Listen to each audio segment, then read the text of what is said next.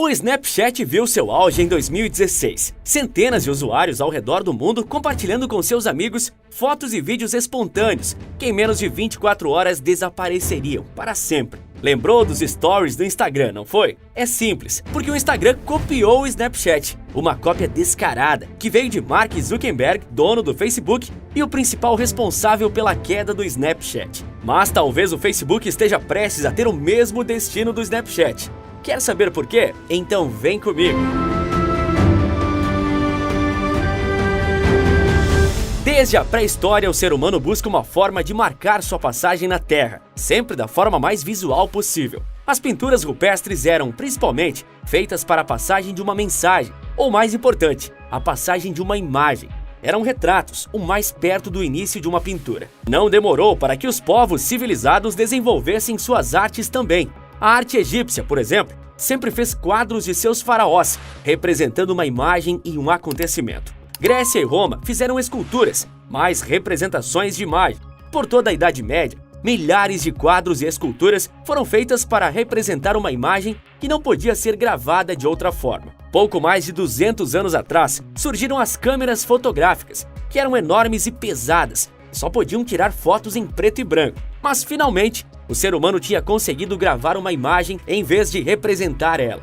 Décadas e décadas depois, as câmeras melhoraram e passaram a gravar vídeos e fotos. Com o tempo, elas deixaram de ser preto e branco e se tornaram coloridas como o mundo. As fotos são o mais próximo que o ser humano consegue de registrar uma memória fisicamente.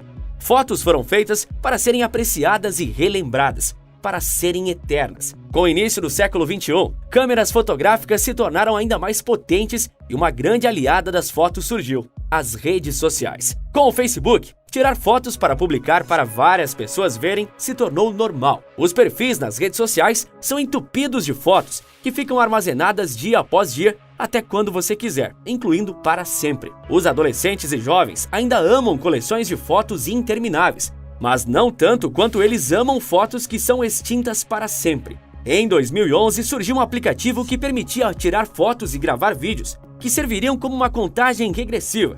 Ela desapareceria. Isso era espetacular justamente para adolescentes e jovens. Por quê? É simples. Um ponto negativo da longevidade e do eterno armazenamento das fotos em redes sociais é que anos depois, você pode se arrepender amargamente de uma foto. Mas em algum lugar da internet, ela ainda existe. Adolescentes e jovens especialmente se arrependem bastante de certos tipos de fotos que eles enviaram em algum momento da vida. Acho que eu nem preciso dizer quais são essas fotos, né? Todo o cerne da criação do Snapchat foi esse: fotos instantâneas que não vão voltar para te atormentar depois. Essa foi a ideia de Evan Spiegel e Reggie Brown, os fundadores do Snapchat. Era uma ideia genial para eles. Mas será que seria para os investidores? Com a ideia pronta, Evan e Reggie precisaram achar colaboradores para colocar o aplicativo em ação. E o colaborador ideal foi Bob Murphy, o terceiro cofundador da rede social. Depois de acharem, lançaram um aplicativo de fotos temporárias, o Picaboo. Sim, esse foi o primeiro nome do Snapchat lá em 2011. E adivinha, o aplicativo foi um sucesso na Universidade de Stanford. Mas a ideia genial também era contraditória para possíveis investidores. Para eles, as fotos temporárias eram um regresso, depois da humanidade ter lutado tanto para tornar suas memórias permanentes. A ideia genial e contraditória parecia ainda pior quando as pessoas começaram a perguntar para Ivan se ele tinha criado um aplicativo para conteúdo adulto, dado o fato das fotos desaparecerem, dando maior liberdade aos usuários. O início, apesar de ter sido promissor em Stanford, não foi tão bom quanto imaginavam e os usuários se restringiam àquela bolha. Aliado a isso, Reggie, que originalmente teve a ideia das fotos temporárias, não parecia lá muito interessado nos assuntos empresariais do app e tinha mais interesse em festas. Quando ele saiu, só sobrou os outros dois fundadores, Evan e Bob. Evan estava comprometido em fazer a rede social dar certo e fazia o máximo de propaganda possível para atrair novos usuários, em uma época que as redes sociais cresciam exponencialmente. Mas um grupo da população fez com que o Snapchat explodisse de vez. Mas antes, me diga aqui, você já usou o Snapchat alguma vez na vida? Sente saudade dos tempos que o aplicativo era popular? Diz aqui embaixo nos comentários, porque eu vou ler vários comentários desse vídeo. A interação com vocês é uma das coisas que eu mais gosto aqui do canal. Agora, vamos ao que fez o Snap bombar. A razão para o crescimento era principalmente os adolescentes. Com os smartphones cada vez mais populares, os adolescentes pareciam muito interessados em estarem 100% conectados com seus amigos o tempo inteiro. Mas o Facebook estava recebendo cada vez mais usuários, que eram pais desses adolescentes. Ou seja, para esses jovens, o Facebook já não era privado ou divertido o suficiente. O Snapchat era. E o Snap contava com uma forte vantagem. Como eram fotos temporárias, os usuários não precisavam estar preocupados se a foto estava com baixa qualidade ou era casual demais. Lá podia. Em 2012, o Snapchat bombou de vez e passou a registrar 1 milhão de usuários ativos e mais 100 milhões de fotos por dia. Tamanho crescimento atraiu a atenção de um gigante, Mark Zuckerberg, fundador e CEO do Facebook, que estava disposto a comprar o Snapchat ou destruí-lo. Zuckerberg ofereceu a Ivan e Bob que eles continuassem no comando do Snapchat, mas sendo abastecidos com os recursos bilionários do Facebook. Os fundadores do Snapchat recusaram a oferta. Mark Zuckerberg então partiu para a etapa de destruição do Snap e lançou o Poke, um aplicativo idêntico ao Snapchat, desde a interface até as funções, só que contando com toda a máquina de propaganda e recursos do Facebook. Para o Facebook, o Poke tinha tudo para ser um sucesso absoluto, mas eu tenho quase certeza que você nunca ouviu falar dele, não é? O Poke foi um fracasso monumental e a internet fez questão de esquecer ele rapidamente. Mas por que o Poke fracassou? Novamente por causa dos adolescentes, principais usuários do Snapchat e fãs desse tipo de aplicativo. O Poke, como um bom aplicativo de Mark Zuckerberg, tinha a conta vinculada ao Facebook, ou seja, os adolescentes e jovens poderiam encontrar seus pais e parentes no Poke também, já que essa faixa etária mais velha estava começando a usar bastante o Facebook também. Então, o Snapchat também servia de refúgio para os adolescentes, que podiam ter na visão deles maior privacidade e contato apenas com seus amigos, além de ter um grande controle sobre quem veria o que estava sendo postado. Esse controle restrito também garantia outra vantagem do Snapchat em relação às outras redes sociais. Como eram fotos que logo desapareceriam, não havia necessidade de você se preocupar em estar bem arrumado ou não, com filtro ou não, bem vestido ou não, e vários outros pormenores que uma foto no Instagram exige, por exemplo. Era o paraíso para as pessoas até os 25, 30 anos. O crescimento do Snap continuou assombroso, e Mark Zuckerberg, não contente com o primeiro não, parece ter ido atrás da humilhação. Em 2013, ele voltou a querer comprar o app, mas dessa vez por quantia obscena, 3 bilhões de dólares. A oferta balançou Evan Spiegel e Bob Murphy, já que o Snap tinha menos de 2 anos de existência e a oferta era alta demais para ser recusada.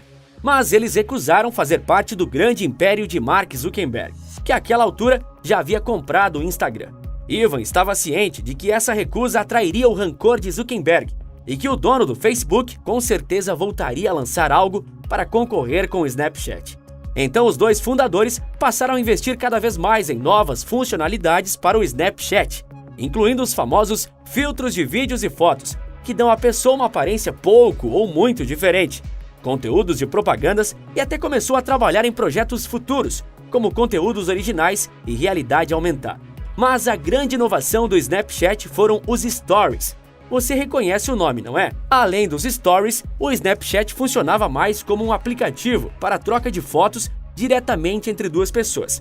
Com os Stories, era possível postar para centenas, milhares de pessoas ao mesmo tempo. Porém, seguindo a essência do aplicativo, após 24 horas, aquele Story desapareceria para sempre. Esse foi o grande pulo do gato do Snapchat. A função caiu nas graças do público e é um fenômeno até hoje. O Snapchat se tornou extremamente popular e, com cada vez mais atenção de toda a internet e da mídia, atraiu críticas.